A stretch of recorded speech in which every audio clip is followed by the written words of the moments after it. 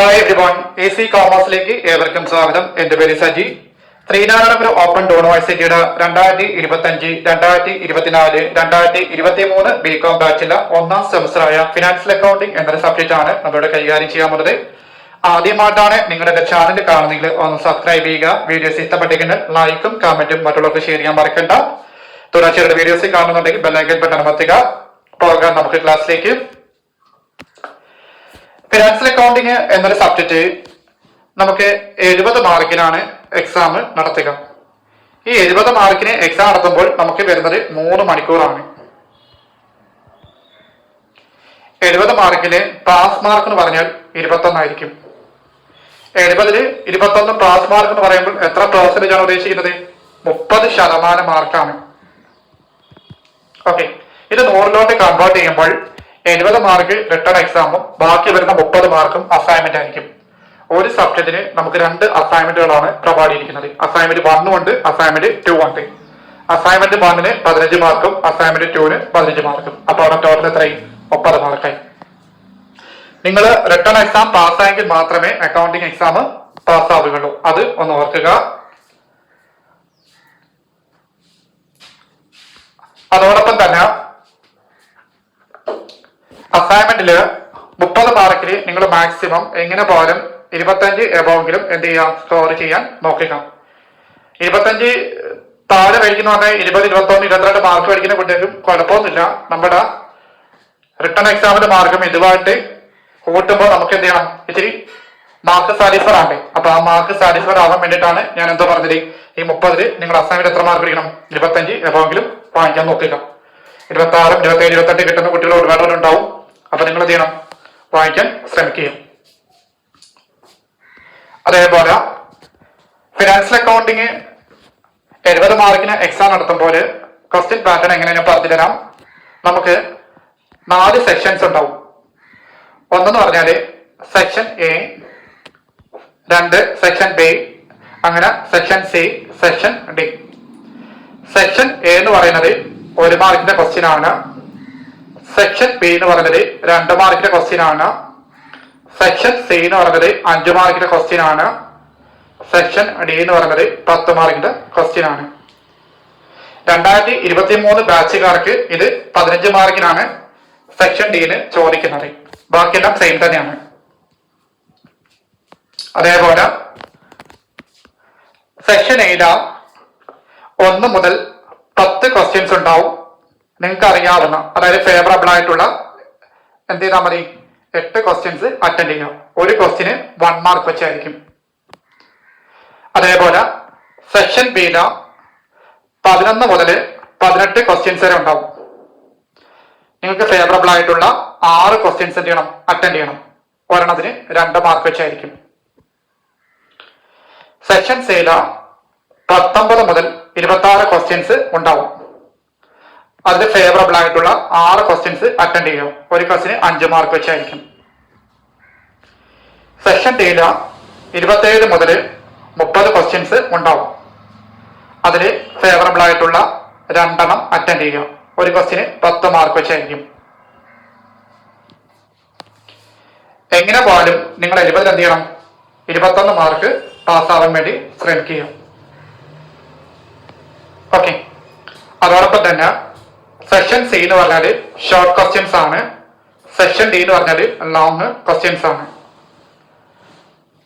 Section A എന്ന് പറഞ്ഞാൽ word question ടൈപ്പിലായിരിക്കും ചോദിക്കുക. അതായത് നിങ്ങൾക്ക് വേർഡിലാവാം, നിങ്ങൾ എഴുതുന്ന ആൻസർ ഒന്നെങ്കിൽ വേർഡ് ആയിരിക്കാം, അല്ലെങ്കിൽ സെന്റൻസ് ആവാം. അത് 1 സെന്റൻസോ മാക്സിമം എഴുതിയാൽ മതി. 2 മാർക്കിനകത്താണെങ്കിൽ 2 or 3 സെന്റൻസസ് എക്സ്പ്ലെയിൻ ചെയ്ത് പോകണം. ഓക്കെ, ഫിനാൻഷ്യൽ അക്കൗണ്ടിങ്ങിനകത്ത് പ്രധാനമായിട്ടും നമുക്ക് 6 ബ്ലോക്സുകളാണ് പഠിക്കാനുള്ളത്. ഫിനാൻഷ്യൽ അക്കൗണ്ടിങ്ങിനകത്ത് 6 ബ്ലോക്സുകളാണ് മെയിനായിട്ട് പഠിക്കാനുള്ളത്. ഈ 6 ബ്ലോക്സിനകത്ത് ചില ബ്ലോക്സുകളിൽ മാത്രം 2 യൂണിറ്റ്സ്, ചിലയിടത്ത് 3 യൂണിറ്റ്സ് മാത്രം പഠിച്ചാൽ മതി. നോക്കാം.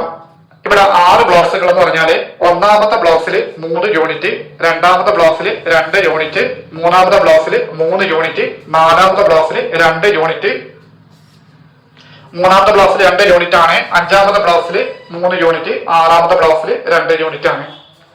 അത് നമ്മൾ ആദ്യം നോക്കുന്നത് ഒന്നാമത്തെ ബ്ലോക്കാണ്. ഒന്നാമത്തെ ബ്ലോക്കിന്റെ പേരെന്താണ്? ഇൻട്രൊഡക്ഷൻ ആണ്. ആദ്യം തന്നെ നമ്മൾ ഒന്നാമത്തെ യൂണിറ്റ് നോക്കുകയാണ്. ഒന്നാമത്തെ യൂണിറ്റ് പേരെന്താണ്? Introduction to accounting. Introduction to accounting. Introduction to അക്കൗണ്ടിങ്ങിൽ നമ്മൾ ആദ്യമായിട്ട് പറയാൻ പോകുന്നത് അക്കൗണ്ടിങ്ങിന്റെ മീനിങ്ങും ഡെഫിനിഷനുമാണ്. ഫസ്റ്റ് പാര വന്നിരിക്കുന്നത് മീനിങ്ങും, രണ്ടാമത്തെ പാര എന്ന് പറഞ്ഞ ഡെഫിനിഷനുമാണ്. എന്താണ് ഈ അക്കൗണ്ടിങ്ങിന്റെ മീനിങ് എന്ന് പറഞ്ഞാൽ? Accounting is a language used to communicate the financial information of business to its shareholders like owners, creditors, employees, government and society. Accounting is the language used to communicate the financial information of business to its shareholders like owners, creditors, employees, government and society. എന്താ പറഞ്ഞിരിക്കുന്നത്? ഷെയർഹോൾഡേഴ്സുമാരായ owners, creditors, employees, government and society തുടങ്ങിയ ആൾക്കാർക്ക് ബിസിനസിന്റെ financial information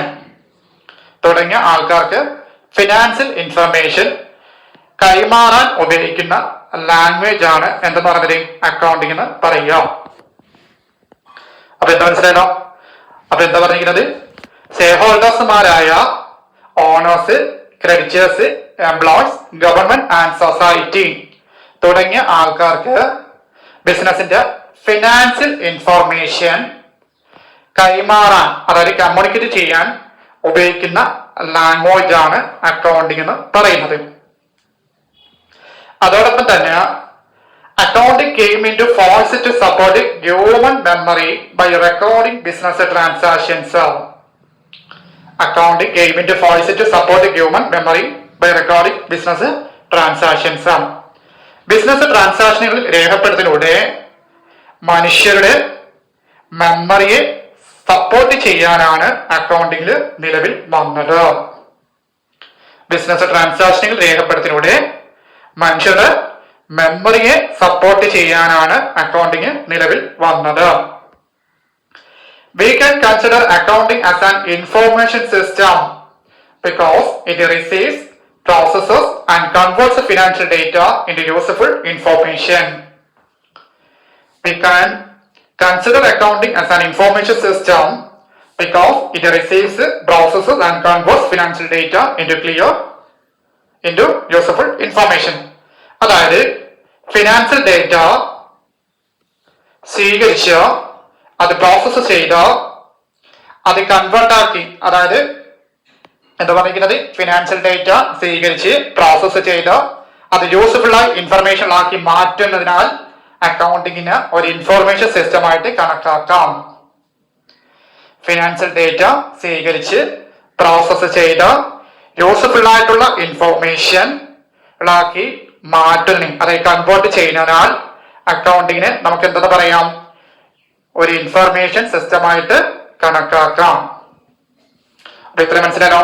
അപ്പൊ ഒരിക്കൽ കൂടി പറയാം, അക്കൗണ്ടിംഗ് എന്ന് പറഞ്ഞു കഴിഞ്ഞാൽ ഷെയർ ഹോൾഡേഴ്സുമാരായ owners, creditors, employees, government, society തുടങ്ങിയ ആൾക്കാർക്ക് ബിസിനസിന്റെ ഫിനാൻഷ്യൽ ഇൻഫോർമേഷൻ കൈമാറ്റം ചെയ്യാൻ ഉപയോഗിക്കുന്ന ലാംഗ്വേജ് ആണ് എന്തെന്ന് പറഞ്ഞത്? അക്കൗണ്ടിംഗ് എന്ന് പറയുന്നത്. Accounting came into force to support human memory by recording of business transactions. Business ട്രാൻസാക്ഷനുകൾ രേഖപ്പെടുത്തുന്നതിലൂടെ മനുഷ്യരുടെ മെമ്മറിയെ സപ്പോർട്ട് ചെയ്യാനാണ് അക്കൗണ്ടിംഗ് നിലവിൽ വന്നിട്ടുള്ളത്. We can consider accounting as an information system because it receives, processes and converts financial data into useful information.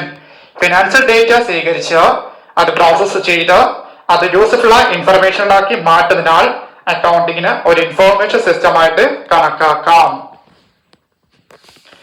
ഇനി അടുത്ത പറയാൻ അക്കൗണ്ടിങ്ങിന്റെ definition ആണ്. ഇവിടെ ആരാണ് ഡിഫൈൻ ചെയ്യുന്നത്? AICP ആണ്. AICP stand for American institute of certified public accounts. AICP എന്താ define ചെയ്യുന്നത്? Accounting is the art of recording, classifying and summarizing in a significant manner and in terms of money, transactions and events which are in part underlies of a financial character and interpreting the result thereof. ഇവിടെ accounting define ചെയ്യുന്നത് AICP എന്ന് പറഞ്ഞു. AICP stand for American Institute of Certified Public Accounting. എന്താ പറഞ്ഞിരിക്കുന്നത്? Accounting is the art of recording, classifying and summarizing in a significant manner and in terms of money, transactions and events which are in part at least of a financial character and interpreting the result thereof. അതായത് AICP അനുസരിച്ച് accounting എന്നത് പണവുമായി ബന്ധപ്പെട്ട ട്രാൻസാക്ഷനുകളും ഈവൻസുകളും, അതായത് ഇടപാടുകളും സംഭവങ്ങളും കുറഞ്ഞത് ഭാഗികമാണെങ്കിലും financial നേച്ചറുള്ളതും ക്രമബദ്ധവും പ്രസക്തമായ രീതിയിൽ റെക്കോർഡ് ചെയ്യുകയും അത് ക്ലാസിഫൈ ചെയ്യുകയും അത് സമ്മറൈസ് ചെയ്യുകയും അതിന്റെ റിസൾട്ട് ഇന്റർപ്രറ്റ് ചെയ്യുകയും ചെയ്യുന്ന ആർട്സിനെയാണ് എന്തെന്ന് പറയുന്നത്? അക്കൗണ്ടിംഗ് എന്ന് പറയുന്നത്. ഒരിക്കൽ കൂടി പറയാം. പണവുമായി ബന്ധപ്പെട്ട ഇടപാടുകളും സംഭവങ്ങളും കുറഞ്ഞത് ഭാഗികമായെങ്കിലും ഫിനാൻഷ്യൽ സ്വഭാവമുള്ളവ ക്രമബദ്ധവും പ്രസക്തമായ രീതിയിൽ റെക്കോർഡ് ചെയ്യുകയും അത് ക്ലാസിഫൈ ചെയ്യുകയും അത് സമ്മറൈസ് ചെയ്യുകയും അതിന്റെ റിസൾട്ട് ഇന്റർപ്രറ്റ് ചെയ്യുകയും ചെയ്യുന്ന ആർട്സിനെയാണ് എന്തെന്ന് പറഞ്ഞത്? അക്കൗണ്ട്സ് എന്ന് പറയുന്നത്.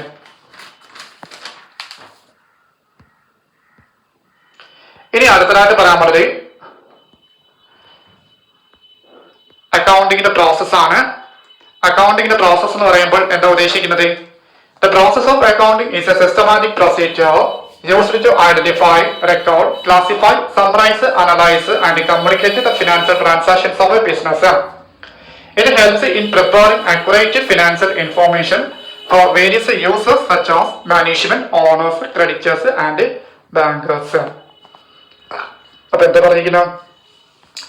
അക്കൗണ്ടിംഗ് പ്രോസസ് എന്നത് ബിസിനസിന് ഫിനാൻഷ്യൽ ട്രാൻസാക്ഷനുകൾ ക്രമാനുസൃതമായി റെക്കോർഡ് ചെയ്യുകയും അത് ക്ലാസിഫൈ ചെയ്യുകയും അത് സമ്മറൈസ് ചെയ്യുകയും അത് അനലൈസ് ചെയ്ത് ആവശ്യമായിട്ടുള്ള ആളുകൾ ആരൊക്കെയാണ്? മാനേജ്മെന്റ്, ഓണേഴ്സ്, ക്രെഡിറ്റേഴ്സ്, അതോടൊപ്പം ബാങ്കേഴ്സ്, ഇവരെ പോലുള്ള ആൾക്കാർക്ക് റിപ്പോർട്ടുകളായി നൽകുന്ന സമഗ്ര നടപടിക്രമമാണ്. The main steps in the accounting process are accounting പ്രോസസ്സിന്റെ സ്റ്റെപ്പുകളാണ് താഴെ പറയുന്നത്. ഒന്നെന്ന് പറയുന്നത് റെക്കോർഡിംഗ് ആണ്. എന്താണ് ഈ റെക്കോർഡിംഗ് എന്ന് പറഞ്ഞാല്? Recording is the first and most basic function of accounting. Recording is the first and most basic function of accounting. അതായത് അക്കൗണ്ടിങ്ങിന്റെ ആദ്യത്തെയും ഏറ്റവും അടിസ്ഥാനപരമായ സ്റ്റേജ് ആണ്. All business transactions are initially recorded in a book called the journal. എല്ലാ business ഇടപാടുകളും journal എന്ന പുസ്തകത്തിൽ ക്രമമായി രേഖപ്പെടുത്തുന്നു എന്നുള്ളതാണ്.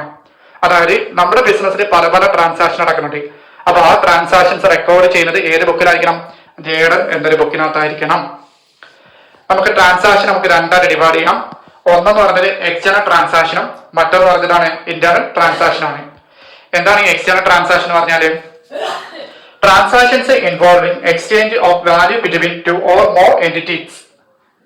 Transactions involving exchange of value between two or more entities. എന്താ അർത്ഥം? സ്ഥാപനങ്ങൾ തമ്മിലുള്ള ഇടപാടുകളാണ് അല്ലെ. എക്സാമ്പിൾ ഇവിടെ പറയുന്നുണ്ട്. Purchasing raw materials from supplies. സപ്ലൈസിന്റെ കയ്യിൽ നമ്മൾ എന്ത് ചെയ്യണം? റോ മെറ്റീരിയൽസ് വാങ്ങിക്കുന്നു. അതോടൊപ്പം തന്നെ selling goods to customers. Customers നമ്മൾ ചെയ്യണത് സാധനങ്ങൾ വിൽക്കുന്നു. അപ്പൊ ഇതെല്ലാം എക്സ്റ്റേണൽ ട്രാൻസാക്ഷൻ വരുന്ന എക്സാമ്പിൾ ആണ്. അപ്പൊ എന്താണ് എക്സ്റ്റേണൽ ട്രാൻസാക്ഷൻ പറഞ്ഞാൽ? Transactions involving exchange of value between two or more entities. ഉണ്ടോ? സ്ഥാപനങ്ങൾ തമ്മിലുള്ള ഇടപാടുകളെയാണ് എക്സ്റ്റേണൽ ട്രാൻസാക്ഷൻസ് എന്ന് പറയുക. രണ്ടെന്താണ്? Internal transactions. അപ്പൊ അതിന്റെ opposite transactions that occur within the business. സ്ഥാപനത്തിനുള്ളിൽ നടക്കുന്ന ഇടപാടുകളെയാണ്. അതായത് ഒരു എക്സാമ്പിൾ പറയുന്നുണ്ട്. Transferring materials from source to production department. സോഴ്സിൽ നിന്നും പ്രൊഡക്ഷൻ ഡിപ്പാർട്ട്മെന്റിലേക്ക് നമ്മൾ എന്ത് ചെയ്യണം? സാധനങ്ങൾ മാറ്റം ചെയ്യുന്നു. അതോടൊപ്പം തന്നെ സപ്ലൈ സ്റ്റേഷനറി ടു ഡിപ്പാർട്ട്മെന്റ്സ്. ഇതൊക്കെയാണ് ഇന്റേണൽ ട്രാൻസാക്ഷൻ വരുന്ന എക്സാമ്പിളുകൾ. അപ്പൊ അക്കൗണ്ടിങ്ങിന്റെ ഫസ്റ്റ് പ്രോസസ് എന്താണ്? റെക്കോർഡിംഗ് ആണ് അല്ലെ. അപ്പൊ റെക്കോർഡിംഗ് എന്താണെന്ന് മനസ്സിലാക്കാം. അക്കൗണ്ടിങ്ങിന്റെ ആദ്യത്തെയും ഏറ്റവും അടിസ്ഥാനപരമായ സ്റ്റേജ് ആണെന്ന് പറഞ്ഞു. എല്ലാ ബിസിനസ് ഇടപാടുകളും, അതായത് ബിസിനസ് നടക്കുന്ന എന്ത് ട്രാൻസാക്ഷനുകളും വന്നാലും നമ്മൾ ആദ്യമായിട്ട് റെക്കോർഡിന്റെ ബുക്ക് ഏതാണ്? ജേണൽ എന്നാണ് അറിയപ്പെടുന്നത്. രണ്ടെന്ന് പറയുന്നത് ക്ലാസിഫൈങ് ആണ്. എന്താണ് ഈ ക്ലാസിഫൈങ് എന്ന് പറയുന്നത്? ക്ലാസിഫൈങ് എന്ന് പറയുന്നത് after recording transactions are classified based on their nature. After recording transactions are classified based on their nature. എന്താ പറയുന്നത്? റെക്കോർഡിംഗ് സ്റ്റേജിൽ രേഖപ്പെടുത്തിയ ഇടപാടുകൾ അവയുടെ സ്വഭാവം അനുസരിച്ച്. Similar transactions are grouped together and posted into a book called the ledger. Similar transactions are grouped together and posted into a book called the ledger. അപ്പൊ എന്താ പറഞ്ഞിരിക്കുന്നത്? റെക്കോർഡിംഗ് സ്റ്റേജിൽ രേഖപ്പെടുത്തിയ ഇടപാടുകൾ അവയുടെ സ്വഭാവം അനുസരിച്ച് വേർതിരിച്ച് സമാന ഇടപാടുകൾ. സിമിലർ നേച്ചർ മീൻസ് എന്താണ്? സിമിലർ. എന്താണ് സിമിലർ മീൻസ്? ഒരേപോലെ അല്ലെ. അപ്പൊ എന്താ പറയുന്നത്? അവയുടെ സ്വഭാവം അനുസരിച്ച് വേർതിരിച്ച് സിമിലർ ആയിട്ടുള്ള ട്രാൻസാക്ഷനുകൾ ഒരുമിച്ച് കൂട്ടിച്ചേർക്കുന്നതാണ് ക്ലാസിഫൈങ് എന്ന് പറയുന്നത്. ഇത് നമ്മൾ ഏത് പുസ്തകത്തിൽ? ലെഡ്ജർ എന്ന പുസ്തകത്തിലൂടെയാണ് നമ്മൾ ഇത് ചെയ്യുന്നത്. അപ്പൊ ഒന്ന് പറഞ്ഞില്ല, റെക്കോർഡിംഗ് മീൻസ് എന്ന് പറഞ്ഞിട്ടാണ് ജേർണൽ ആയിരിക്കണം, ക്ലാസിഫൈ മീൻസ് ആണ് ലെഡ്ജർ ആണ് അല്ലെ. അപ്പൊ എത്ര മനസ്സിലായോ?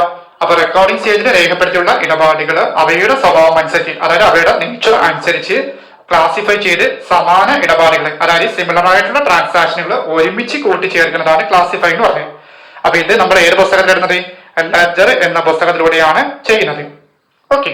അത് മാത്രമല്ല, this help in finding the balance of each account. അതായത് ഓരോ അക്കൗണ്ടിന്റെ ബാലൻസ് നമുക്ക് കണ്ടുപിടിക്കാനായിട്ട് സഹായിക്കുന്നു എന്നുള്ളതാണ്. Third one, summarising. എന്താണ് ഈ സമ്മറൈസിങ് എന്ന് പറഞ്ഞാൽ? ചുരുക്കുക അല്ലെ. അവിടെ പറഞ്ഞുകൊണ്ട് in the stage the classified data is presented in A useful and understandable form. അപ്പൊ എന്താ പറയുന്നത്? In this stage, the classified data is presented in a useful and understandable form. എന്താ പറയുന്നത്? ക്ലാസിഫൈ ചെയ്ത അക്കൗണ്ടിംഗ് ഇൻഫർമേഷനുകൾ യൂസേഴ്സിന് മനസ്സിലാവുന്ന രീതിയിൽ അവതരിപ്പിക്കുന്ന സ്റ്റേജാണ് എന്തെന്ന് പറയുന്നത്? സമ്മറൈസിംഗ് എന്ന് പറയുന്നത്. അപ്പൊ എന്താ പറഞ്ഞ?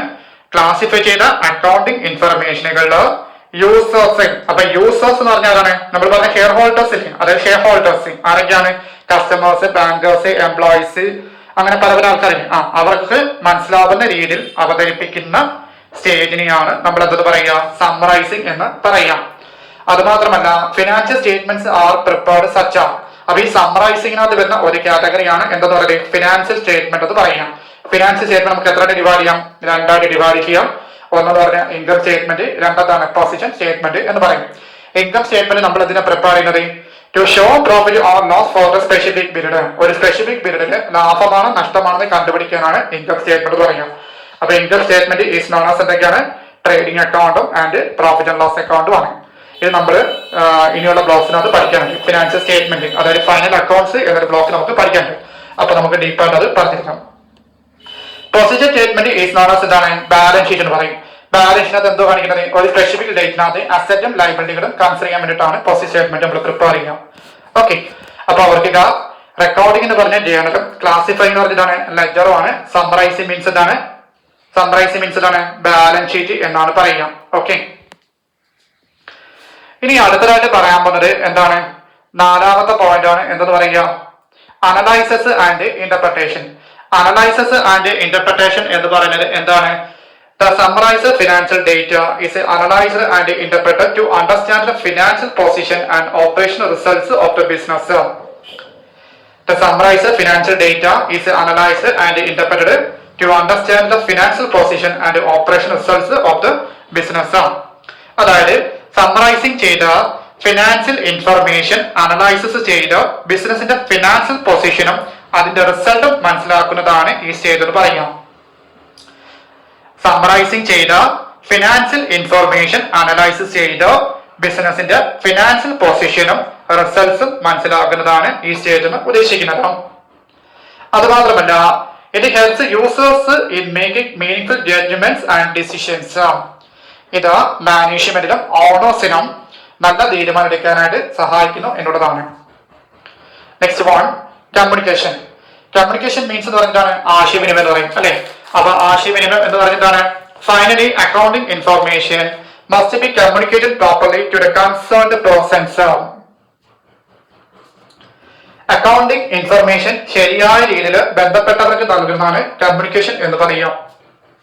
Accounting information must be communicated properly to the concerned persons. Accounting information ശരിയായ രീതിയിൽ ബന്ധപ്പെട്ടവർക്ക് നൽകുന്നതാണ് കമ്മ്യൂണിക്കേഷൻ എന്ന് പറയുന്നത്. This is a done to accounting reports such as ratios, graphs and diagrams. ഇത് റിപ്പോർട്ടുകൾ, അക്കൗണ്ടിംഗ് റേഷ്യോസ്, ഗ്രാഫുകൾ, ഡയഗ്രാംസ് തുടങ്ങിയവ മുഖേനയാണ് നടത്തുന്നത്. അതുമാത്രമല്ല, because of this reporting function, accounting is often called the language of business. Because of this reporting function, accounting is often called the language of business. ഈ ശരി കാരണം അക്കൗണ്ടിങ്ങിന് പലപ്പോഴും ബിസിനസിന്റെ ലാംഗ്വേജ് എന്ന് വിളിക്കുന്നു. അപ്പൊ ഇത്രയൊക്കെയാണ് അക്കൗണ്ടിങ്ങിന്റെ പ്രോസസ് എന്ന് പറയാം. അപ്പൊ മനസ്സിലായോ? അപ്പൊ എന്തൊക്കെയാണ് അക്കൗണ്ടിങ്ങിന്റെ പ്രോസസ് എന്ന് പറഞ്ഞാൽ, ഫസ്റ്റ് വൺ പറയുന്നത് അക്കൗണ്ടിങ് ആണ്. സെക്കൻഡ് വൺ എന്താണ്? Classifying and summarising. Next one എന്താണ്? Analysis and interpretation. Last one communication. അപ്പൊ ഇത്ര മനസ്സിലായല്ലോ. ഇനി നെക്സ്റ്റ് വൺ പറഞ്ഞിരിക്കുന്നത് ബുക്ക് കീപ്പിംഗ് ആണ്. എന്താണ് ഈ ബുക്ക് കീപ്പിംഗ് എന്ന് പറഞ്ഞാല്? ഈ ബുക്ക് കീപ്പിംഗ് എന്ന് പറയുന്നത് അക്കൗണ്ടിങ്ങിന്റെ ഫൗണ്ടേഷൻ നൽകുന്ന ഒരു ക്ലറിക്കൽ ജോലിയാണ്. ക്ലറിക്കൽ മീൻസ് ഓഫീസ് ജോലിയാണ്. അക്കൗണ്ടിങ്ങിന് ഫൗണ്ടേഷൻ നൽകുന്ന ഒരു ക്ലറിക്കൽ അല്ലെങ്കിൽ ഓഫീസ് ജോലിയാണ്. ഇവിടെ പറയുന്നുണ്ട്, നോക്കി, it is a clerical task that serves as a foundation for accounting. അക്കൗണ്ടിങ്ങിന് അടിസ്ഥാനം നൽകുന്ന ഒരു ക്ലറിക്കൽ അല്ലെങ്കിൽ ഓഫീസ് ജോലിയാണെന്നാണ് പറഞ്ഞിരിക്കുന്നത്. ഓക്കെ, നമുക്ക് ബുക്ക് കീപ്പിംഗിന്റെ ഒരു ഡെഫിനിഷൻ പറയുന്നുണ്ട്. ആരാണ് ഡെഫിനിഷൻ ചെയ്യുന്നത്? കോപ്ലർ ആണ് അല്ലെ. അപ്പൊ കോപ്ലർ ഡെഫിനിഷൻ പറയുന്നതാണ്, book keeping is the process of analysing, classifying and recording transactions in accordance with conceived plan. Bookkeeping is the process of analyzing, classifying and recording transactions in accordance with a preconceived plan. അപ്പൊ എന്താ പറയുന്നത്? കോപ്ലറിന്റെ അഭിപ്രായത്തില് book keeping എന്ന് പറഞ്ഞാൽ മുൻകൂട്ടി നിശ്ചയിച്ച ഒരു പ്ലാനിന്റെ അടിസ്ഥാനത്തിൽ ഇടപാടുകൾ അനലൈസ് ചെയ്യുകയും ക്ലാസിഫൈ ചെയ്യുകയും രേഖപ്പെടുത്തുകയും ചെയ്യുന്ന പ്രോസസ്സിനെയാണ് എന്തെന്ന് പറയുക? ബുക്ക് കീപ്പിംഗിന്റെ ഡെഫിനിഷൻ എന്ന് പറയുന്നത്.